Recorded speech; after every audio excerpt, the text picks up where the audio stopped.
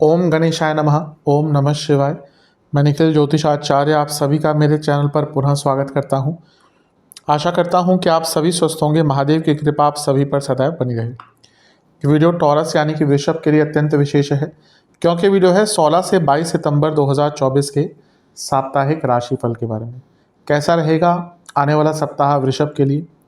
मेरा साप्ताहिक राशिफल चंद्रमा और उनकी गति पर आधारित होता है। चंद्रमा एक ऐसे ग्रह हैं जो बहुत तेज़ भागते हैं, बहुत तेज़ गति से भागते हैं। 2.25 से 2.5 दिन में राशि बदल लेते हैं। तो स्वाभाविक है कि पूरे हफ्ते में वो अलग अलग भावों में रहेंगे, अलग अलग राशियों में रहेंगे, अलग अलग ग्रहों के साथ युति योग दृष्टि संबंध बनाएंगे। तो इन सब चीज़ों का क्या प्रभाव आपके जीवन पर पड़ सकता है। चंद्रमा मन के कारक होते हैं और जिस भाव में जाते हैं उसको एक्टिवेट कर देते हैं। इसीलिए डे टू डे एक्टिविटीज़ पर चंद्रमा का प्रभाव बहुत ज़्यादा होता है। इसलिए साप्ताहिक राशिफल की विशेषता भी बहुत ज़्यादा होती है। यदि आपकी लग्न राशि वृषभ है या चंद्र राशि वृषभ है, दोनों ही गाइडेंस के लिए इस राशिफल को देख सकते हैं। जहाँ से आपको ज़्यादा सटीकता बैठती है वहाँ से देखिए। मेरा क्या मानना है, मैं हमेशा से कहता हूँ कि लग्न राशि देखेंगे तो अच्छा रहेगा। शुरू करते हैं। कुछ उपाय भी अवश्य हर बार की तरह वीडियो के अंत में बताऊँगा।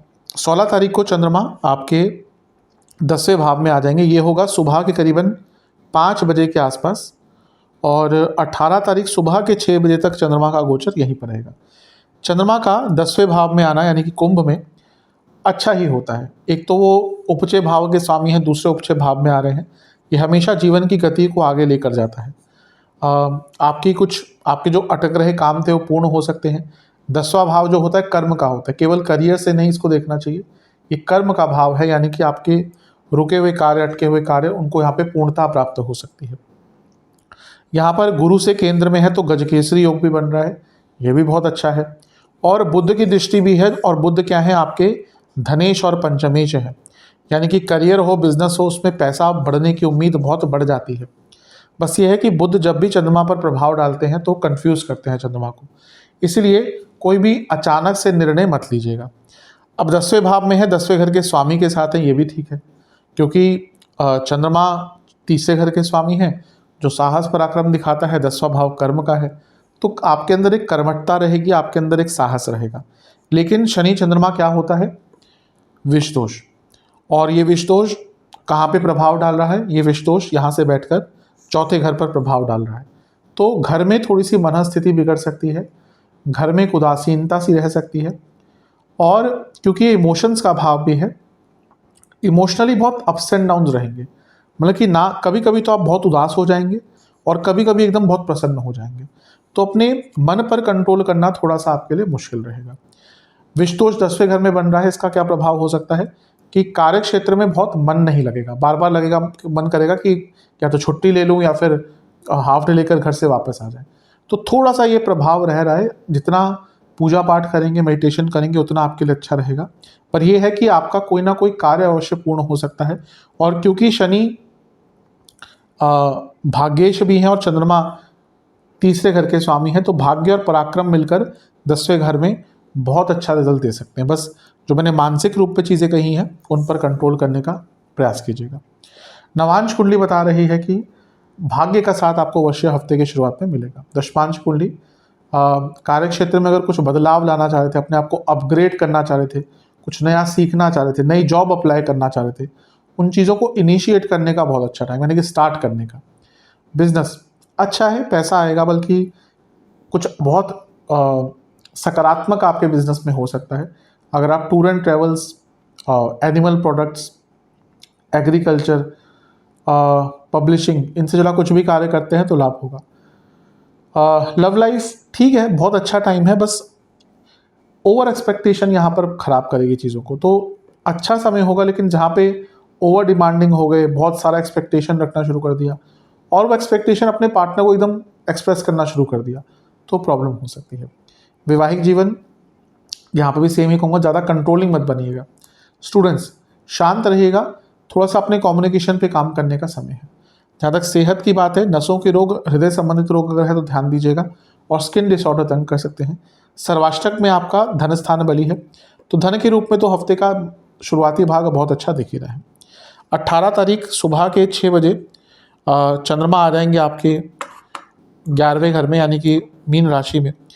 इसी दिन शुक्र का गोचर भी हो जाएगा और शुक्र आपके 6ठे भाव में आ जाएंगे और ये 18 तारीख सुबह के 6 बजे से 20 तारीख सुबह के अराउंड 6 बजे तक ही यहाँ पर प्रवास करेंगे। चंद्रमा का 11वें घर में आना तो वैसे अच्छा ही होता है। यहाँ पे रुके हुए कार्य पुनः पूर्ण होते हैं, इच्छाओं की प्राप्ति होती है। काम त्रिकोण के स्वामी है, काम त्रिकोण में आ गए यानी कि कोई ऐसा कार्य जो बहुत इच्छित था, जिसके बारे में आप बहुत इच्छुक थे, वो पूर्ण हो सकता है। लेकिन यही ग्रहण का टाइम होगा। चंद्र ग्रहण 18 सितंबर को लग रहा है। एक होता है ग्रहण दोष जो ऑलमोस्ट हर हफ्ते में, हर दूसरे महीने हफ्ते में लग जाता है, जब भी चंद्रमा राहु या केतु के साथ आते हैं। तो ये ग्रहण है और इसका प्रभाव भी रहता है। 11वें घर में ग्रहण फिर भी अच्छा प्रभाव देता है, कोई भौतिक रूप से कोई बुरा प्रभाव नहीं होगा। जो लोग जॉब चेंज करने का विचार कर रहे थे उनके लिए बहुत अच्छा टाइम होगा। लेकिन ध्यान क्या देना है कि 11वें घर में ग्रहण का लगना यानी कि आप अपनी इच्छाओं को कंट्रोल कर ही नहीं पाएंगे। इच्छाएं ही नहीं, अपनी वाणी पर, अपनी बॉडी लैंग्वेज पर। कभी कभी होता है ना कि वैसे तो हम बहुत ऑर्गेनाइज होते हैं। वृषभ वालों की बात करूं तो बहुत ऑर्गेनाइज, बहुत डिसेंट, बहुत ग्रेसफुल लोग होते हैं।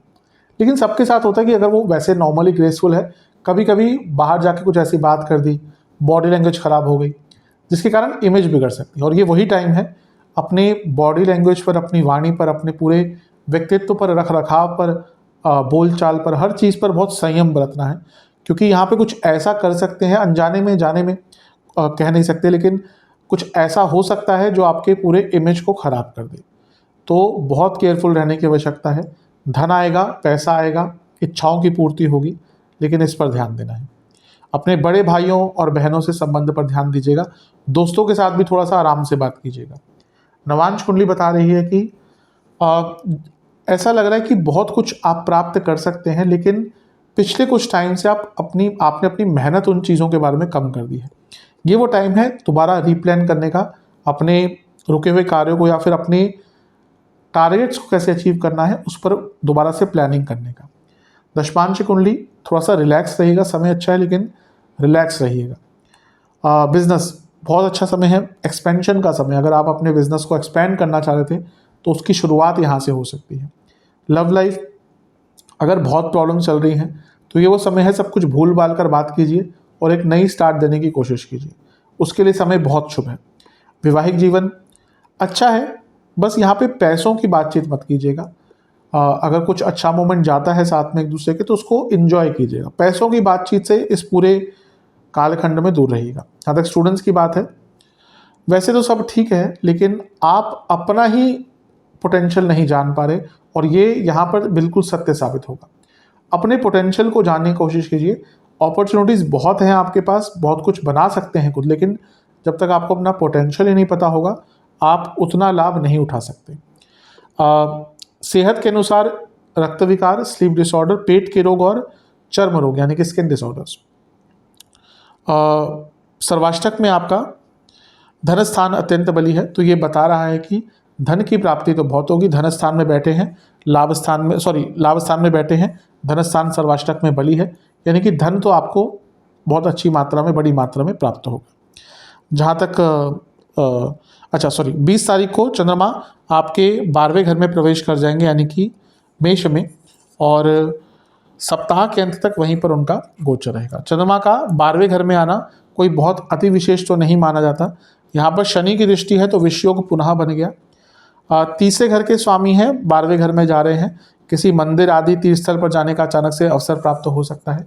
और इसके साथ ही यात्राओं के योग भी आपके यहाँ पर बन जाते हैं।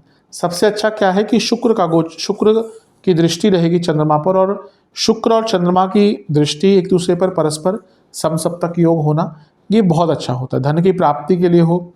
अब शुक्र आपके लग्नेश हैं और यहाँ पे विपरीत राजयोग बनाकर चंद्रमा को देख रहे हैं, यानी कि कोई लीगल कार्य था या कोई अटकता हुआ कार्य था, पैसा कहीं अटक गया था, किसी से पैसा आपको वापस लेना था, ये सारे कार्य आपके पूर्ण हो सकते हैं।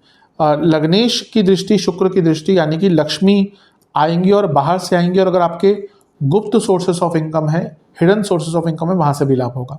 लेकिन शनि की दृष्टि भी है तो थोड़ा सा केयरफुल रहेगा। सब कुछ ठीक चल रहा होगा लेकिन मन में इनसिक्योरिटीज़ बहुत होंगी और उसके कारण कुछ लोगों से संबंध भी बिगड़ सकते हैं। खर्चों पर नियंत्रण रखेंगे तो अच्छा है। 12वें घर के चंद्रमा खर्चे कराते ही हैं, और शुक्र का प्रभाव आ गया, यानी कि बहुत व्यर्थ के खर्चे कर सकते हैं जो बाद में सोचेंगे 2 हफ्ते बाद कि मैंने वहाँ पे पैसा क्यों लगा दिया। तो हफ्ते का अंतिम भाग वैसे अच्छा है, शुक्र के कारण सकारात्मकता आ गई। बस ये चीज़ है कि शुक्र खुद छठे भाव में है, भले ही विपरीत राजयोग बना रहे हैं, लेकिन मैं हमेशा कहता हूँ कि छठा भाव एक ऐसा भाव है जहाँ पे शुक्र की शुभता कम हो जाती है, इसलिए उतना प्रोटेक्ट नहीं कर पाएंगे जितना कर सकते थे। फिर भी कई आपके कार्य पूर्ण होंगे, लेकिन मानसिक रूप से चिंताएं, इनसिक्योरिटीज़ बहुत रहेंगी। नवांश कुंडली बता रही है कि यहाँ पर रिएक्टिव ज़्यादा मत रहिएगा, जितना चीज़ों को समझकर आराम से एनालाइज कर कर रिप्लाई करेंगे किसी को भी, कार्य क्षेत्र हो पर्सनल लाइफ हो, अच्छा रहेगा। दशमांश कुंडली कह रही है कार्य क्षेत्र में अधिकतम कार्यों में सफलता मिलेगी, आपके अंदर एक कॉन्फिडेंस अच्छा रहेगा। बिजनेस, कभी कभी टाइम होता है कि सब कुछ रोक कर एनालाइज किया जाए, भले थोड़ा नुकसान हो जाए या फिर काम रुक जाए, लेकिन एक एनालिसिस की आवश्यकता अवश्य होती है। ये वही टाइम है, भले आपको काम रोकना पड़ जाए, थोड़ा सा धीरे करना पड़ जाए, लेकिन अपने पूरे बिजनेस को एनालाइज कीजिएगा। प्रोडक्टिविटी अगर कम हो रही है, उसके पीछे क्या रीज़न है वो जानने के लिए समय बहुत अच्छा है। लव लाइफ ठीक है, कोई बहुत अलग समय नहीं है, स्टेबिलिटी वाला दिख रहा है, जैसा चल रहा है वैसा चलते रहने दीजिएगा। वैवाहिक जीवन कभी कभी होता है हम ज़्यादा सच बोलने के चक्कर में व्यक्ति को हर्ट कर जाते हैं, और ये वैसा ही टाइम है। जरूरी नहीं कि बहुत कटुता से सत्य बोला जाए, डिप्लोमेटिकली भी उसको बोल सकते हैं। आपको मैसेज डिलीवर करना है, वाणी का उपयोग बहुत इंपॉर्टेंट होता है, बड़े बड़े युद्ध वाणी के कारण हुए हैं, तो थोड़ा सा सत्य बोलिएगा, मना नहीं कर रहा, लेकिन अगर कुछ बोलना है तो उसको बहुत आराम से थोड़ा शुगर कोट करके बोलेंगे, क्योंकि जिनसे भी बोल रहे हैं, अगर आप यहाँ पे वैवाहिक जीवन की बात करें, वो आपके लाइफ पार्टनर ही हैं, तो आराम से बोलेंगे चीज़ों को, अच्छा रहेगा। स्टूडेंट्स, बड़ा सोचिए, ऐसा लग रहा है कि आपका एक पर्सपेक्टिव फ्यूचर को लेकर ख़त्म सा हो गया है, तो दोबारा वो पर्सपेक्टिव रीथिंक करना पड़ेगा, रीएनालाइज करना पड़ेगा। जहाँ तक सेहत की बात है, स्लीप डिसऑर्डर बने रहेंगे, सर के रोग तंग करेंगे, पैरों के रोग तंग करेंगे, और चोट चपेट के योग बन जाते हैं। सर्वाष्टक में पुनः धन स्थान बली है, पूरा ही हफ्ता धन के रूप में बहुत अच्छा है, धन बड़ी मात्रा में आ सकता है। उपाय के स्वरूप में लक्ष्मी चालीसा का एक बार पाठ कीजिए, दुर्गा जी की एक बार आरती कीजिए, दोनों ही माताओं को घी के दिए अर्पण कीजिए, और 2 प्रकार के फलों के भोग लगाइए। आशा करता हूँ कि वीडियो काम आएगा। चैनल पे नए हैं सब्सक्राइब कर लीजिए, वीडियो को लाइक कर लीजिए। मिलता हूँ अगली वीडियो में, तब तक के लिए ओम नमः शिवाय।